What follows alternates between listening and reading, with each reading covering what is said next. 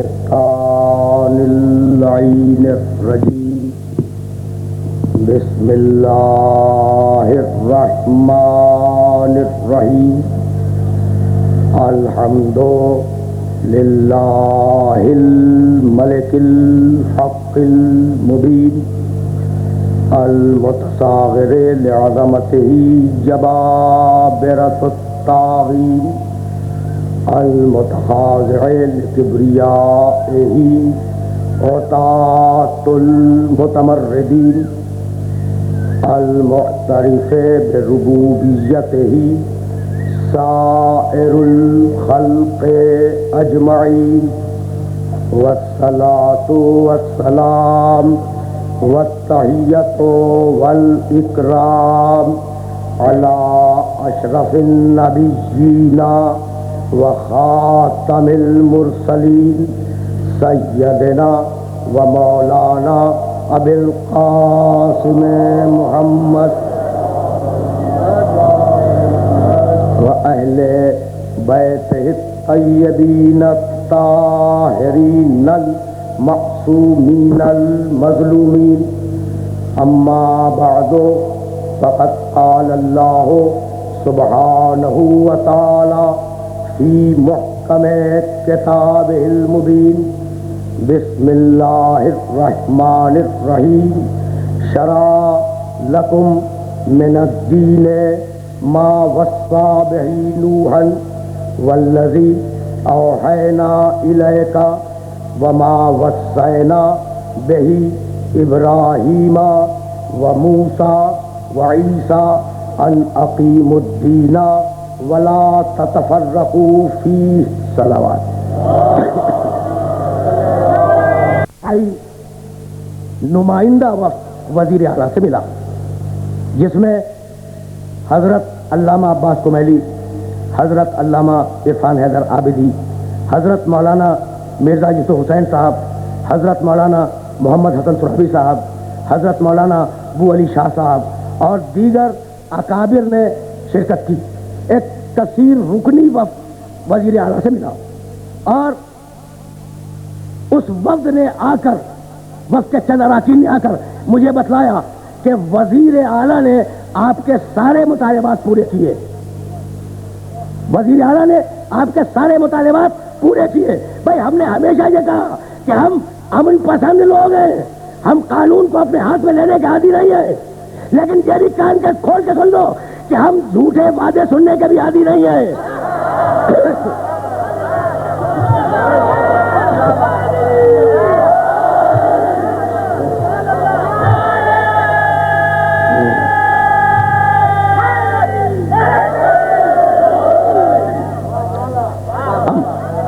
ہم جھوٹے وعدے سننے کے عادی نہیں ہیں، لیکن ہم نے یہ دیکھا، جو سچ بات ہے وہ کہنی چاہیے. ہم نے یہ دیکھا کہ فوج کی تعداد سڑکوں پہ بڑھا دی گئی، ہم نے یہ دیکھا کہ چوکیاں قائم کی جا رہی ہیں، ہم نے یہ دیکھا کہ رات میں چیکنگ بڑھا دی گئی ہے. تو اب میرا کوئی محترم سننے والا اگر تاخیر سے رات کو جا رہا ہے اور چیکنگ ہو رہی ہو تو پریشان نہ ہو، یہ اس کی حفاظت کے لیے ہو رہی ہے. بھائی ہلتی ہوئی کرسی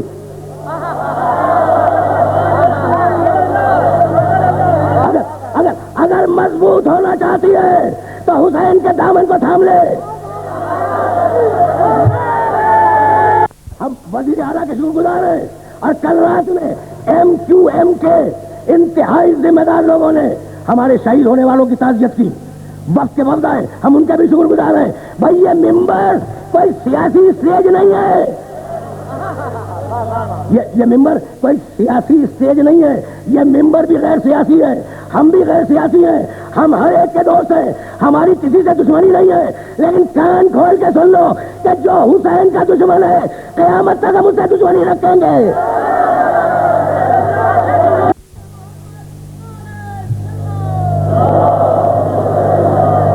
آپ گواہ ہیں، آپ گواہ ہیں، پوری ملت اسلامیہ گواہ ہے. کیا ہم نے ملت اسلامیہ کو فرقوں میں تقسیم کیا؟ نہیں، نہ کیا ہے نہ کریں گے. دیوبندی ہمارا بھائی ہے، بریلوی ہمارا بھائی ہے، اہل حدیث ہمارا بھائی ہے، لیکن جو آل محمد کا دشمن ہے خدا بھی اس کا دشمن ہے، ہم بھی اس کا دشمن ہے.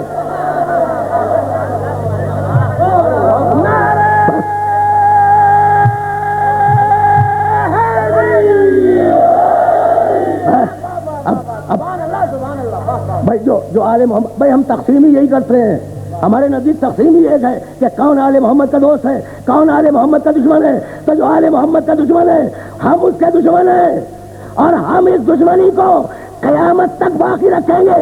اگر ہمیں قتل بھی کر دو تو اس دشمنی سے باز نہیں آئیں گے. بس تقریر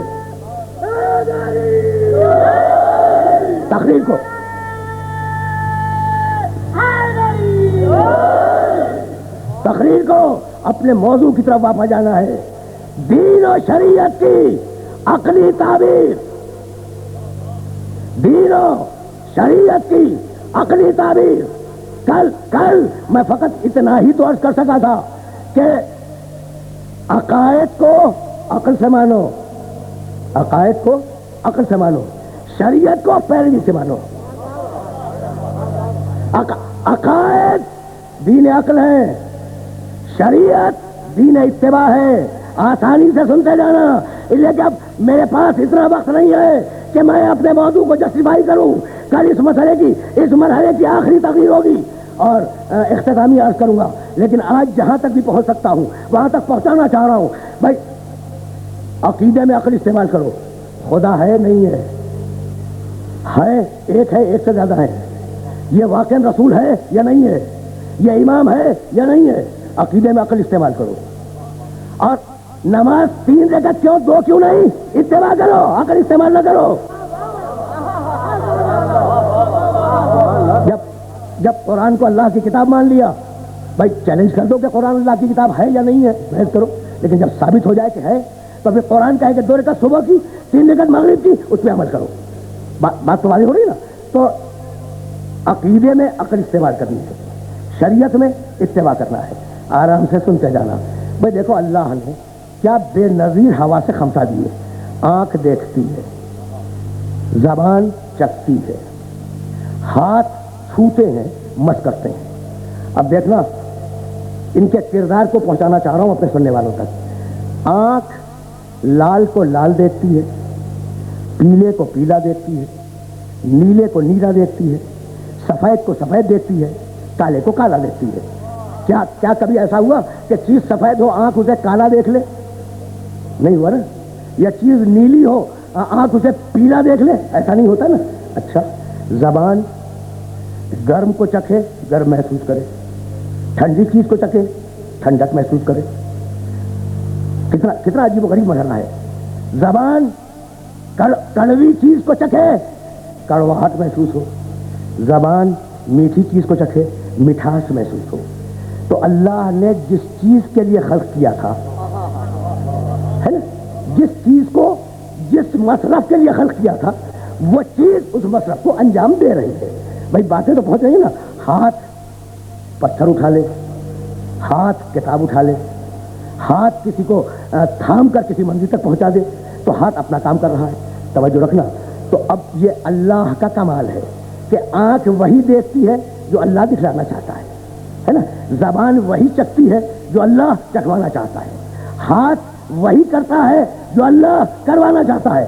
یہ ایک حد تھی ہوا سے خمسہ کی. اور اب وہی آنکھ جب تمہارے کنٹرول میں آئی تو کبھی محرم کو دیکھے، کبھی نامحرم کو دیکھے. فرق سمجھ میں آ گیا؟ فرق سمجھ میں آ گیا؟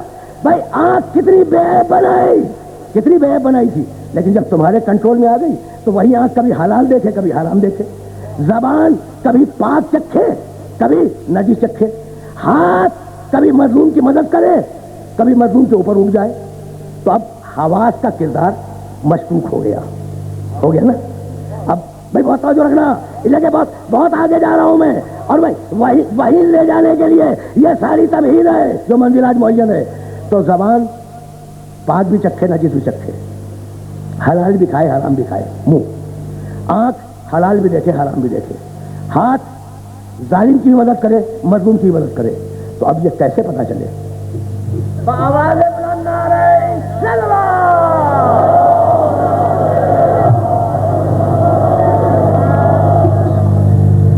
اب یہ کیسے پتہ چلے کہ کیا دیکھنا ہے کیا نہیں دیکھنا؟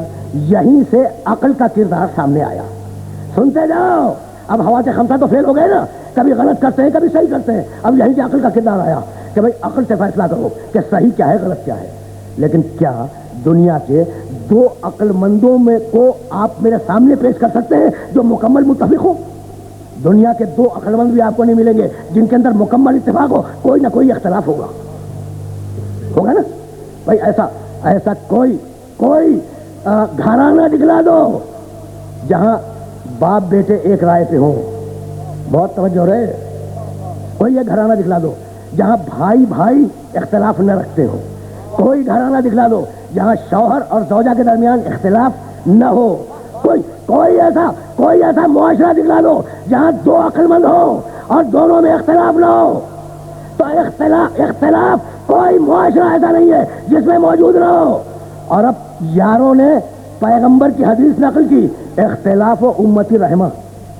امت کا اختلاف رحمت ہے. رحمت کی ضد ہے عذاب کی ضد ہے رحمت. تو کیا کہا کہ امت کا اختلاف رحمت ہے. بھئی اگر امت کا اختلاف رحمت ہے تو امت کا اجماع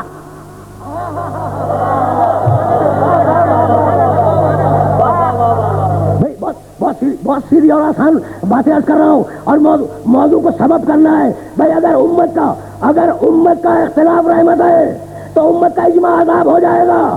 بھئی میری بات سنو, اگر امت کا اختلاف رحمت ہے تو کل ایک ہی فقہ کو آنے کیوں دے رہے ہو؟ یہ فقہ بھی آئے وہ فقہ بھی آئے.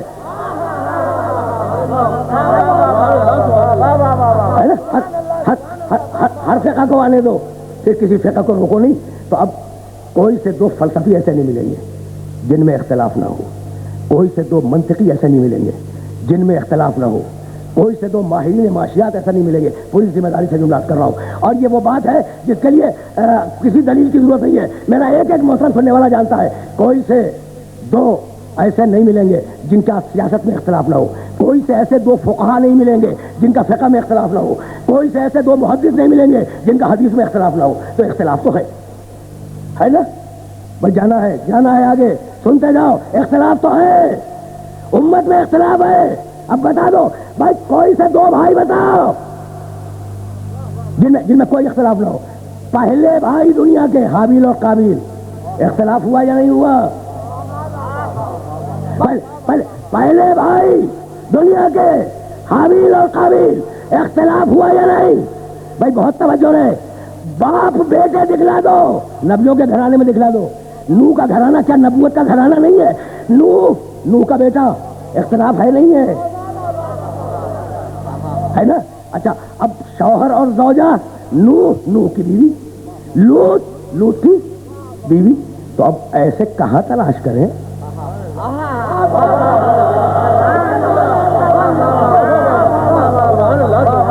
آگئی نا بس, آگئی نا بات وہاں جہاں آج بات کو لانا تھا کہ بھائی ہر جگہ اختلاف. نبی کی بیوی بنتی نہیں ہے.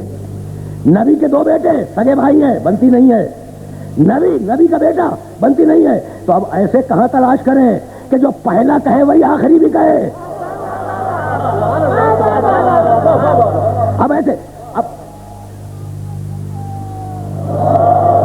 اب ایسے کہاں تلاش کریں کہ جو پہلا کہے وہ آخری کہے؟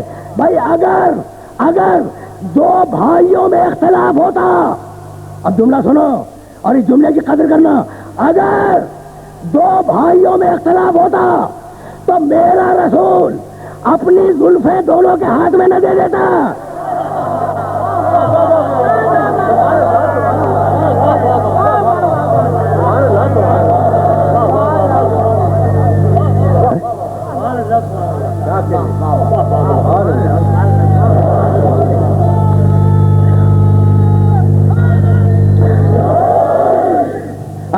اگر دو بھائیوں میں اختلاف ہوتا تو محمد رسول اللہ دونوں بھائیوں کے ہاتھوں میں زلفیں نہ دے دیتے. کہیں ایسا نہ ہو کہ ایک داہنی طرف موڑے دوسرا بائیں طرف موڑے تو رسالت کدھر مڑے گی؟ تو رسول دیکھ رہا تھا کہ ایسے کندھے پہ بیٹھے جن کی صورت ہے, جن کی سیرت ہے, جن کا لہجہ ہے, جن کا کردار ہے, جن کی گفتار ہے. بس ایک ہی گھرانہ تو ملا جس میں اختلاف نہیں ہے. بہت آرام سے آگے بڑھ رہا ہوں اور سنتے جاؤ کہ مجھے کہنا کیا ہے. بس ایک گھرانہ ملا, ایک, جو پہلا کہتا ہے وہی آخری کہتا ہے. امام جعفر صادق علیہ الصلوۃ والسلام نے یہ ارشاد فرمایا. بھائی روایت سننا اور اس روایت کو اپنے ذہنوں کے اندر محفوظ رکھ لینا. میرے چھٹے امام نے کہا حدیث و ابی, حدیث و ابی, حدیث و جدی, حدیث و جدی, حدیث الحسین, حدیث الحسین ہے حدیث الحسن, حدیث الحسن ہے حدیث علی, حدیث علی حدیث رسول اللہ, حدیث رسول اللہ عن جبرائیل عن اللہ عن القلم عن اللہ. سبحان اللہ سبحان اللہ, واہ واہ واہ واہ. بھائی سننا میرے امام نے کیا کہا. کہنے لگے میری حدیث میرے باپ کی حدیث ہے, میرے باپ کی حدیث میرے دادا سید سجاد کی حدیث ہے, میرے دادا کی حدیث حسین کی حدیث ہے, حسین کی حدیث حسن کی حدیث ہے, حسن کی حدیث علی کی حدیث ہے, علی کی حدیث رسول اللہ کی حدیث ہے. رسول اللہ نے جبریل سے سنا, جبریل نے لوح سے سنا, لوح نے قلم سے سنا, قلم نے اللہ سے سنا. اس پورے سلسلے کو بیان کرنے کی ضرورت کیا تھی؟ تو بتلانا یہ تھا کہ تمہارے بنائے ہوئے اور ہیں, اس کے بنائے ہوئے اور ہیں. آیت بھی میرے سننے والوں کے ذہن میں محفوظ ہوگی اور اسے حوالے کے طور پہ پیش کر رہا ہوں, سرسری گزر رہا ہوں. جب علی ابن موسیٰ رضا علیہ السلام کا جلوس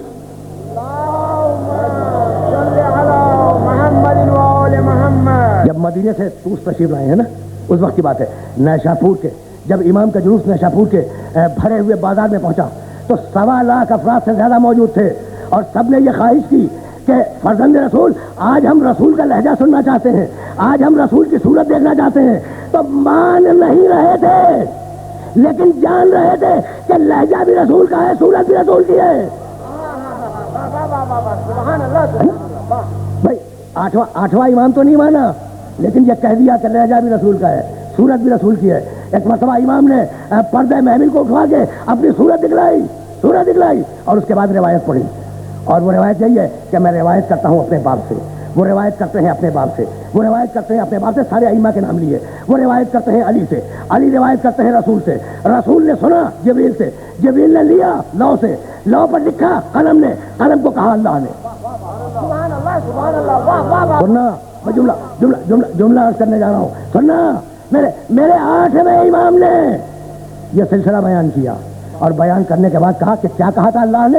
لا الہ الا اللہ حسنی, لا الہ الا اللہ میرا قلعہ ہے, لا الہ الا اللہ میرا قلعہ ہے. فمن دخل حسنی امن من عذابی, جو میرے قلعے میں داخل ہو گیا وہ میرے عذاب سے محفوظ ہو گیا. سن لیا نا کیا کہا اللہ نے؟ اللہ نے کیا کہا؟ لا الہ الا اللہ حسنی, لا الہ الا اللہ قلعہ توحید ہے.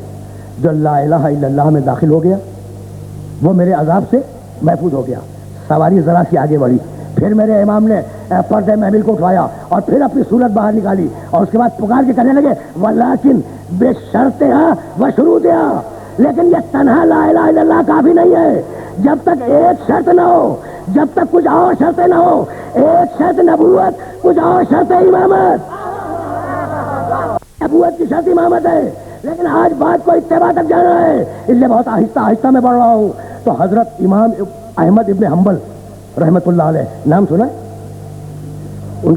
اتنی بڑی شخصیت ہے عالم اسلام کی کہ ان کی حدیث کی کتاب مسند احمد ابن حنبل مالکۃ الارا کتاب ہے, حدیث کی معتبر ترین کتابوں میں شامل ہے. اور خود امام احمد ابن حنبل رحمت اللہ علیہ ایک مکتب فقہی کے بانی ہیں, ان کی اپنی ایک فقہ ہے, دنیا میں ان کے فالوورز پائے جاتے ہیں, بڑی جلیل القدر شخصیت ہے.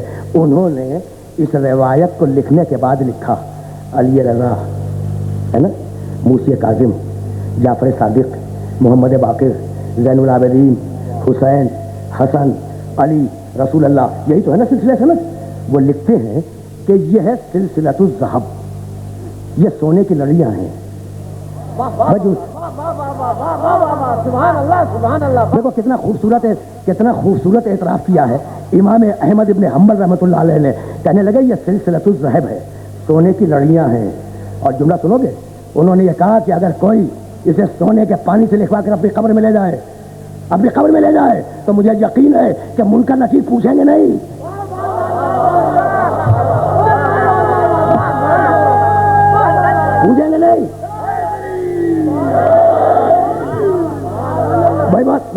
توجہ رہے.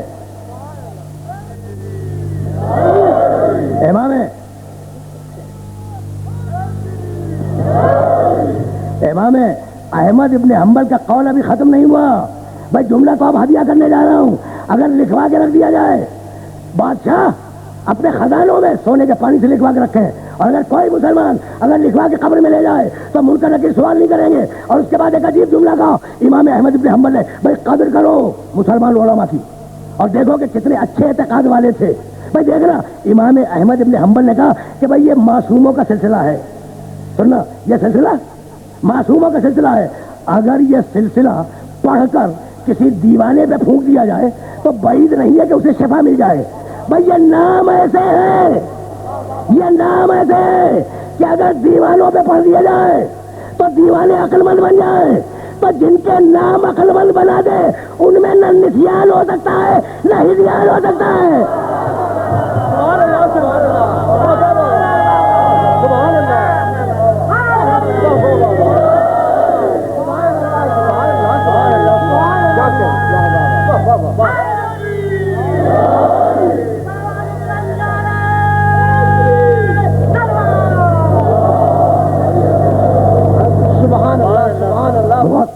بہت توجہ رہے. جانا آگے تب ایک خاندان ملا جس میں کوئی اختلاف نہیں ہے. کل ایک خاندان ہے جس میں کوئی اختلاف نہیں ہے. تو اب تمہارا حق ہے کہ اس خاندان کا اتباع کرو. بھائی میں نے کہہ دیا نا, نہیں جانا آگے ہے.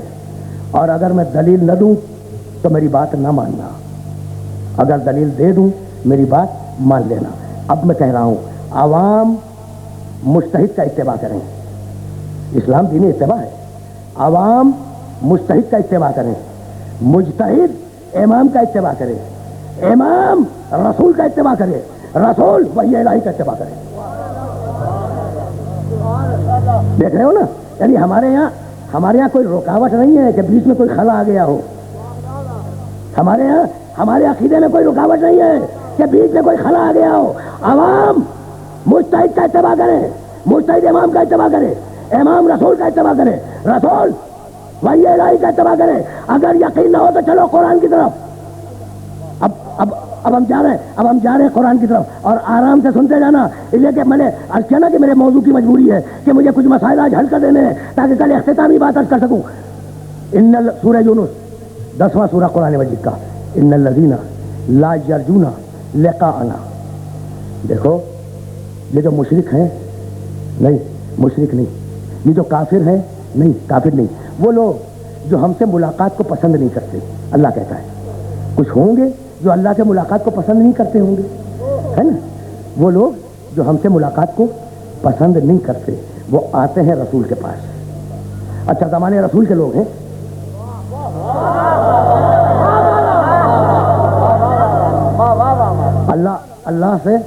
اللہ سے ملاقات کو پسند نہیں کرتے, لیکن ہیں زمانے رسول کے. دلیل دے رہا ہوں, آتے ہیں رسول کے پاس اور کہتے ہیں ایتے بے قرآن غیر ھذا او بدل ہو.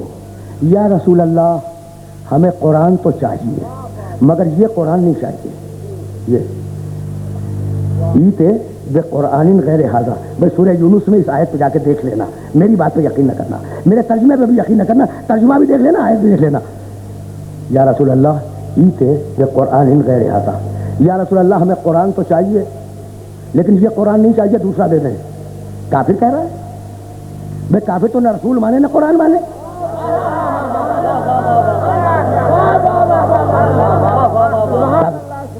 یہ قول کیا کافر کا ہے؟ کافر نہ اللہ مانے نہ رسول مانے نہ قرآن مانے. اور یہ کیا کون ہے کہہ رہا یا رسول اللہ قرآن چاہیے لیکن یہ قرآن نہیں چاہیے, دوسرا دے دیں.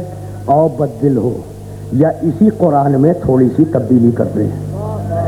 بہت پڑھا لکھا مجمع میرے سامنے ہے. کیا مطالبہ ہے؟ یا پورا قرآن لے جاؤ دوسرا لے آؤ, یا اسی قرآن کو رکھو اس میں تھوڑی سی تبدیلی کر دو. تو جو مطالبہ کر رہے تھے تبدیلی کا ان کے مزاج میں تحریف تھی نا. بھائی میری بات مکمل ہو گئی. ان کے مزاج میں تحریف تھی کہ تھوڑا سا بدل دو. تو اگر رسول انہی کو دے کے چلا جائے تو قرآن کی حفاظت کا بندوبست کیا ہے؟ قرآن دے کے چلا جائے تو پھر حفاظت کا بندوبست کیا ہے؟ اب جواب سننا اس لیے کہ مجھے جانا آگے ہے، اور جہاں جانا ہے وہاں سب کو لے کے جانا ہے۔ اب 2 یا 3 آیتیں پیش کروں گا اور ان آیتوں کو ذہن میں رکھ لینا۔ ان الذین لا یرجون لقاءنا، کیا کہتے ہیں؟ ایتے بقرآن غیر ھذا وبدلو، یا دوسرا قرآن دیجیے یا اسے بدل دیجیے۔ قل، رسول کہہ دو، ما یکون لی ان ابدلہ من تلقاء نفسی، میری کیا مجال ہے کہ میں اپنی مرضی سے قرآن میں تحریف کر سکوں؟ میری کیا مجال ہے؟ جب نبی کی مجال نہ ہو تو امت کو حق کہاں سے مل جائے گا؟ ما یکون لی ان ابدلہ من تلقاء نفسی، میری یہ ہمت نہیں ہے، رسول کہہ رہے ہیں میری یہ مجال نہیں ہے کہ میں اپنی مرضی سے قرآن میں کوئی بھی تبدیلی کر سکوں۔ بھائی توجہ رہے، ان اتبع الا ما یوحی الی، میرا کام تو فقط اتنا ہے کہ میں وحی الہی کا اتباع کروں۔ دیکھا جو میں نے تھیسس دیا تھا نا، اس تھیسس میں آ گیا، رسول وحی الہی کا اتباع کرے، طے ہو گئی بات، رسول وحی الہی کا اتباع کرے۔ اور اب سورہ اتباع کے معنی معلوم ہے؟ پیچھے پیچھے چلنا، اتباع کے معنی پیروی، پیچھے پیچھے چلنا۔ رسول وحی الہی کا اتباع کرے۔ اب رسول کا اتباع کون کرے بتاؤں؟ سورہ یوسف 12واں سورہ قرآن مجید کا، قل ھذہ سبیلی ادعو الی اللہ علی بصیرۃ انا ومن اتبعنی۔ دیکھو رسول کہہ رہے ہیں، قرآن کہلوا رہا ہے، رسول کہہ رہے ہیں قل، محمد کہہ دو ھذہ سبیلی، یہ دین، یہ شریعت میرا راستہ ہے، میں قدم رکھتا جاؤں شریعت بنتی جائے۔ پہنچ رہی ہیں باتیں؟ میں قدم رکھتا جاؤں شریعت بنتی جائے، میں بولتا جاؤں دین بنتا جائے۔ ھذہ سبیلی، یہ دین میرا راستہ ہے، ادعو الی اللہ علی بصیرۃ انا، دیکھو پوری بصیرت کے ساتھ میں تمہیں دین کی طرف بلا رہا ہوں۔ تو دین کی طرف بلانا یا میرا حق ہے، ومن اتبعنی، یا اس کا حق ہے جو میرا مکمل اتباع کرے۔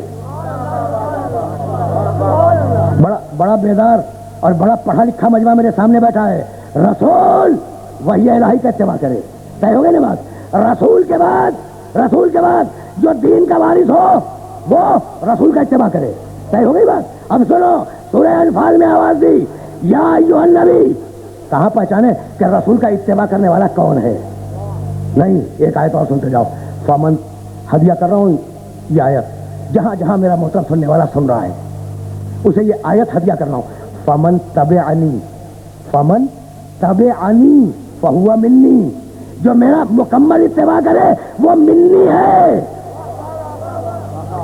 پہنچ گئی بات میرے سننے والوں سے پہنچ گئی، جو میرا مکمل اتباع کرے وہ منی ہے۔ تو اب کہاں ڈھونڈے کہ محمد کا مکمل اتباع کرنے والا کون ہے؟ سورہ انفال میں آواز دی، یا ایھا نبی حسبک اللہ ومن اتبعک من المؤمنین، نبی مت گھبراؤ، جنگوں میں مت گھبراؤ، نبی جنگوں میں مت گھبراؤ، تمہاری مدد کے لیے 2 ہیں، ایک اللہ اور ایک سارے مومنین نہیں، مومنوں میں وہ جو مکمل اتباع کرتا ہے۔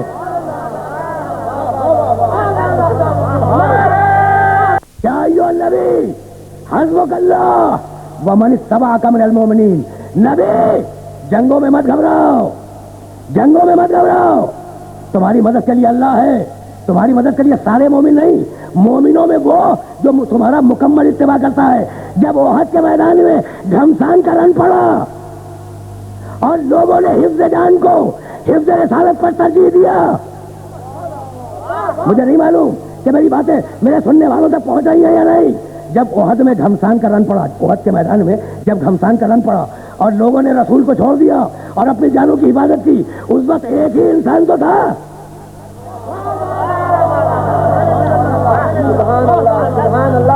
نہیں میں جملہ سنتے جاؤ، ایک ہی انسان تھا احد کے میدان میں۔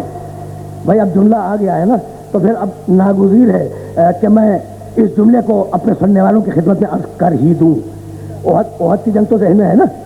اچھا، احد کی جنگ میں کیا ہوا کہ پیغمبر نے گھاٹی کے دونوں سروں کے اوپر اپنے کچھ لوگوں کو معین کیا، گھاٹی یعنی درہ، اور کہا دیکھو زمین و آسمان ٹل جائیں، تم اپنے مقام سے نہ چلنا، زمین و آسمان چل جائیں تم اپنی جگہ سے حرکت نہیں کرو گے، انہیں معمور کر کے۔ اچھا بھائی یہ حدیث کا واقعہ نہیں ہے، تاریخ کا واقعہ ہے، تاریخ نے لکھا، جا کے تاریخوں میں ویریفائی کر لینا میرے اس واقعے کو۔ زمین و آسمان چل جائیں تم نہ چلنا، حکم دے دیا نا۔ اب رسول آئے جنگ جوہر کے میدان میں، جنگ ہوئی، مسلمان فاتح ہوئے۔ جب فاتح ہوئے تو وہ تو گھاٹی سے دیکھ رہے تھے نا، جب انہوں نے دیکھا کہ ہمیں فتح حاصل ہو گئی تو ایک نے دوسرے سے کہا کہ بھائی اب رکنے سے کیا فائدہ ہے، اب رکنے سے قیاس کیا، قیاس، اب رکنے سے فائدہ کیا ہے بھائی، اب تو ہم نے جنگ جیت لی نا، تو اب رکنے سے فائدہ کیا ہے، چلو۔ تو 50 افراد تھے، 2 نے منع کر دیا کہ نبی نے کہا تھا زمین و آسمان چل جائیں، تم مت چلنا، 2 کھڑے رہے، 48 چلے گئے۔ حکم رسول کو سننے کے باوجود کہ زمین و آسمان چل جائیں تم نہ چلنا، 2 رہے، 48 چلے گئے نا۔ ادھر مشرکین کا لشکر، مشرک فوج پیچھے چھپی ہوئی منتظر تھی۔ جب انہوں نے درہ خالی دیکھا تو ادھر سے حملہ کیا اور جنگ کا پاسا پلٹ گیا، مسلمان جیتی ہوئی جنگ ہارنے لگے۔ تو قیامت تک کے لیے ایک اصول دے دیا کہ جب بھی انسان حدیث رسول کے مقابلے پر اپنے قیاس کو دخل دے گا، جیتی ہوئی جنگ کو ہارتا رہے گا۔ کہتے ہیں کہ یہ کیسے ممکن ہے کہ غدیر میں اتنے سارے لوگوں نے سنا ہو اور سب بھول گئے ہوں؟ تو بھائی بھولا کوئی نہیں تھا، 50 میں سے 50 نے سنا تھا، لیکن 48 نافرمان ہو گئے یا نہیں؟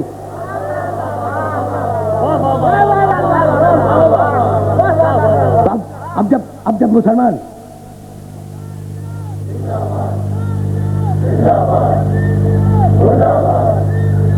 ہارنے لگے، احد جب ہار رہے تھے نا تو لوگوں نے محفوظ مقامات پہ پناہ لی۔ کل ایک انسان تھا، کل ایک۔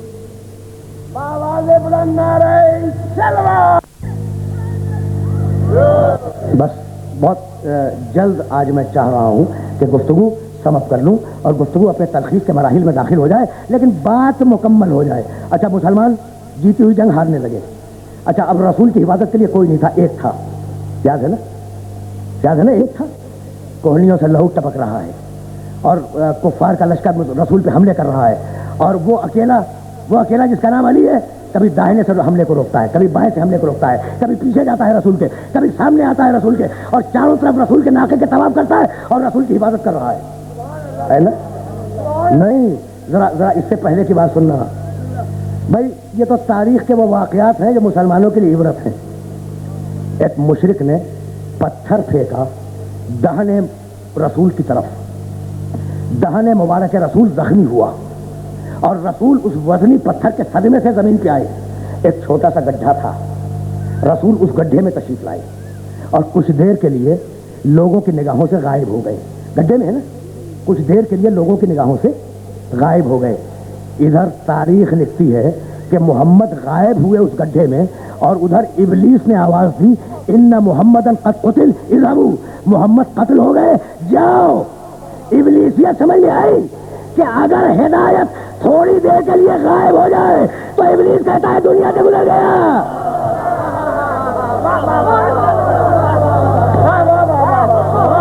سبحان اللہ، واہ واہ واہ واہ واہ واہ واہ واہ۔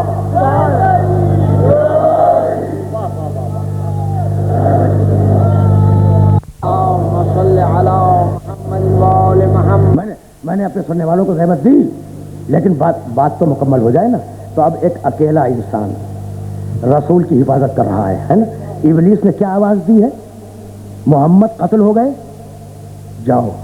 بھائی یہی تو ہے یا جس کے علاوہ کچھ اور ہے؟ ان محمدً قد قتل اذهبوا، محمد رسول اللہ نعوذ باللہ من ذلک قتل ہو گئے، جاؤ۔ یہ کس نے کہا کہ قتل ہو گئے جاؤ؟ ابلیس نے۔ اور اب قرآن کی آیت پڑھوں، وَإِذْ تُسْعَدُونَ وَلَا تَلْؤُونَ عَلَىٰ أَحَدٍ، سورہ آل عمران 30 سورہ۔ وَالرَّسُولُ يَدْعُوكُمْ فِي أُخْرَاكُمْ، اس وقت کو یاد کرو جب تم پہاڑوں کی چوٹیوں کی طرف جا رہے تھے۔ میں نہیں کہہ رہا ہوں، قرآن کی آیت کا ترجمہ کر رہا ہوں۔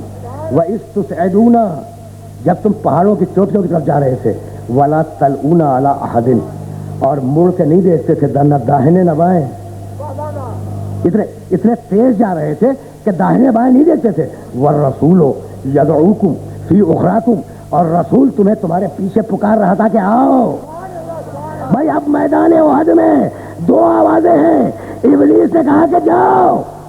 رسول نے کہا ہوا کہ لوگوں نے رسول کی آواز نہیں سنی, ابلیس کی آواز سب نے سن لی.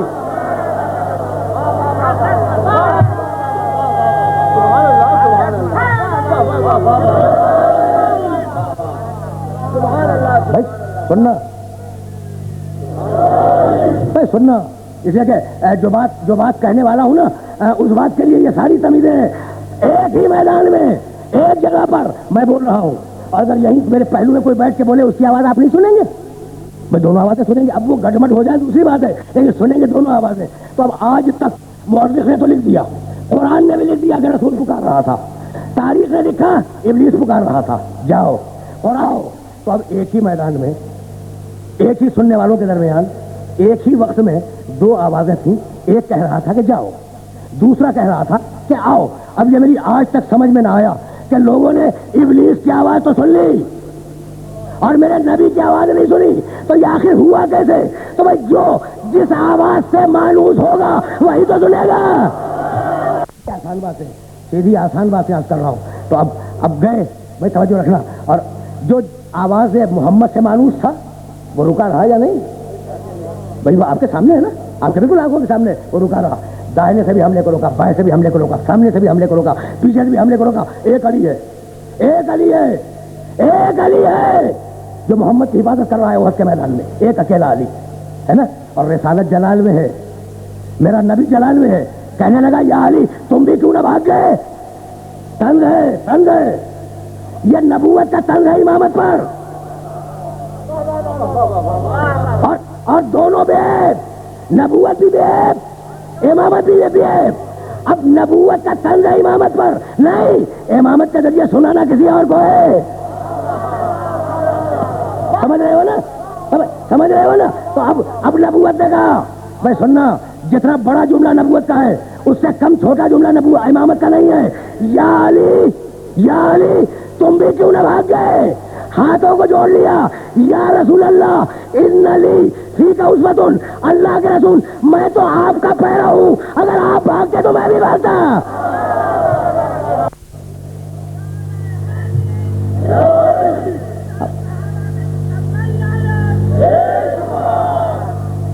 بھائی عجیب عجیب مرحلہ فکر ہے, اور اس مرحلہ فکر پر اب میں اپنے سننے والوں کو روک رہا ہوں. اب اکیلا علی ہے, آستینیں الٹی ہوئی ہیں, لباس مطہر پھٹ چکا ہے, کوہنیوں سے خون ٹپک رہا ہے, داہنے سے بھی بچا رہے ہیں محمد کو, بائیں سے بھی بچا رہے ہیں, سامنے سے بھی پیچھے سے بھی. اتنے میں لڑتے لڑتے تلوار ٹوٹ گئی. بھائی معلوم سب کو ہے, معلوم سب کو ہے, میں تو ایک جملے کے لیے زحمت دے رہا ہوں, کل ایک جملے کے لیے. تلوار ٹوٹ گئی, یا رسول اللہ آئے, یا رسول اللہ تلوار ٹوٹ گئی. رسول سر کو جھکا کے بیٹھ گئے. یہ عجیب کمال کی منزل ہے, عجیب کمال کی منزل. سننا سننا, یہ کہ بہت زیادہ وقت میرے پاس نہیں رہا. یہ جنگ احد کس سن میں ہے؟ سن 3 ہجری میں. جنگ بدر کب ہوئی؟ سن 2 ہجری میں. 1 سال پہلے ہوئی نا جنگ بدر. جنگ بدر میں ایک صحابی ہے حضرت ابو دجانہ, اور ان کا لقب ہے, ان کا اسم گرامی عکاشہ ابن محض رضی اللہ تعالیٰ عنہ, حضرت عکاشہ ابن محض. جنگ بدر سننا, اچھا جنگ بدر احد سے 1 سال پہلے ہے نا, 1 سال پہلے حضرت عکاشہ ابن محض رضی اللہ تعالیٰ عنہ تلوار چلا رہے تھے جنگ بدر میں, اور تلوار چلاتے چلاتے ایک ایسی تلوار ماری کہ تلوار ٹوٹ گئی. ٹوٹی ہوئی تلوار لیے ہوئے دوڑتے ہوئے رسول کے پاس آئے, یا رسول اللہ میری تلوار ٹوٹ گئی, اللہ کے رسول میری تلوار ٹوٹ گئی, کب پھینک دو. عکاشہ نے تلوار پھینک دی. رسول نے نیچے دیکھا کھجور کی ایک ٹہنی پڑی تھی, اسے اٹھایا, عکاشہ کے ہاتھ میں دیا, کہا جاؤ جنگ کرو. ٹہنی تلوار بنی, عکاشہ نے پھر جنگ کی.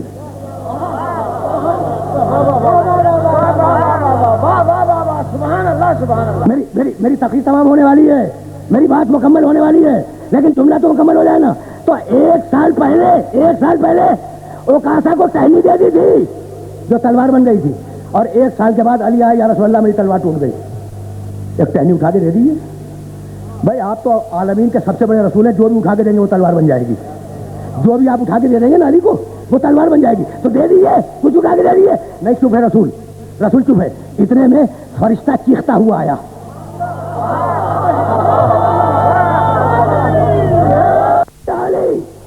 لا سیف الا ذو الفقار, تلوار آئی نا آسمان سے, تو یا رسول اللہ آپ نے کیوں نہ دی؟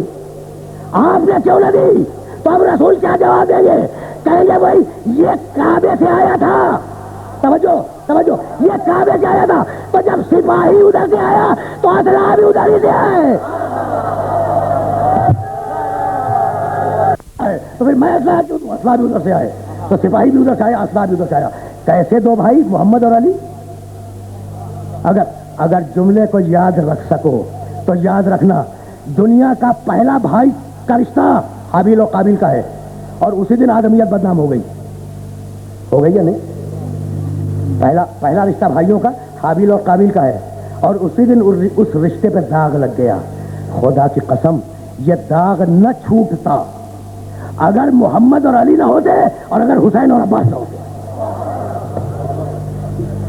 بس تقریر تمام ہو گئی.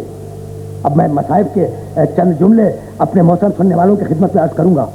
اور میرے دونوں دوست تشریف فرما ہے، مولانا عباس کومیلی بھی تشریف فرما ہے، مولانا حسن ترابی صاحب بھی تشریف فرما ہے، اور یہ ظاہر ہے کہ بڑے سکون و اطمینان کے ساتھ مجلس سماعت کر رہے ہیں. یہ دونوں حضرات آج کی میٹنگ میں موجود تھے اور یہ کچھ نہ کچھ آپ کی خدمت میں ارشاد کریں گے. تو میں مصائب کے چند جملے سن لو بھائی. اب میرے لیے مصائب میں کچھ زیادہ پڑھنے کی ضرورت نہیں ہے. کیا 8ویں محرم کو بھی ربط مصائب لگایا جائے؟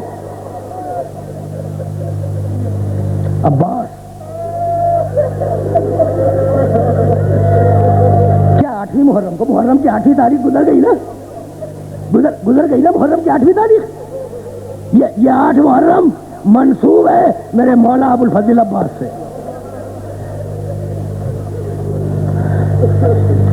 مولا ابو الفضل عباس یہ ہے کون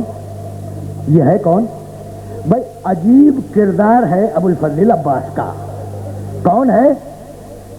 اٹھا کے دیکھ لو. میں تو ہمیشہ یہ کہتا ہوں کہ میری بات پہ کبھی اعتبار نہ کرو، لیکن جو کتابوں میں لکھا ہے اس پہ اعتبار کرو. جانتے ہو عباس کون ہے؟ حسین پکارے عباس کو. اکبر کو کوئی کام ہو اکبر پکارے عباس کو. سکینہ کوئی بات کرنا چاہے سکینہ پکارے عباس کو. بیویوں کو کوئی کام ہو زینب پکارے عباس کو، ام کلثوم پکارے عباس کو. سمجھ میں آ گیا؟ عباس سمجھ میں آ گیا؟ معصوم کی ایک چھوٹی سی روایت سنو. جب میدان حشر میں سارے انبیاء و مرسلین آ جائیں گے، بڑے بڑے نبی، بڑے بڑے رسول، وہ اپنی اپنی امتوں کے ساتھ جب آ جائیں گے تو ایک سواری، نور کی سواری، نور کا ناقہ، وہ داخل ہوگی میدان حشر میں، اور اتنا جلال ہوگا، اتنا احتشام ہوگا، اتنی ہیبت ہوگی اس سواری کی کہ ایک نبی دوسرے نبی سے پوچھے گا کہ یہ کس امت کا رسول آ رہا ہے. نبی جواب نہیں دے سکیں گے. ایک مرتبہ عرش الہی سے آواز آئے گی کہ میرے پیغمبروں یہ کسی امت کا نبی نہیں ہے، یہ حسین کی فوج کا سالار ابو الفضل عباس ہے.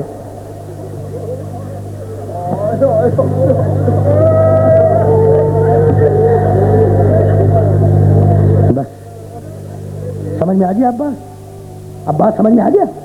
اچھا اور سنو ایک جملہ.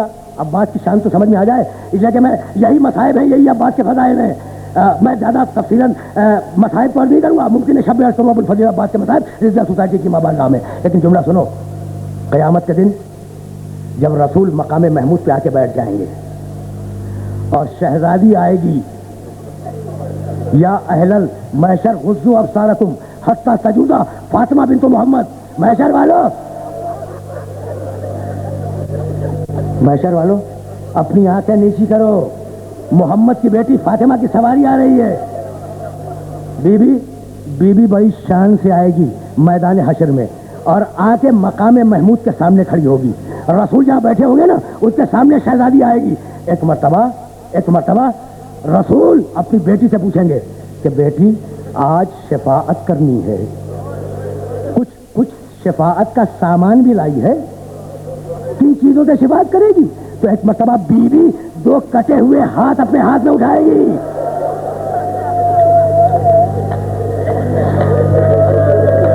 اور کہے گی بابا کفانا للشفاعت یدان مقطوعتان لولد العباس. آج کی شفاعت کے لیے میرے بیٹے عباس کے 2 ہاتھ کافی ہیں.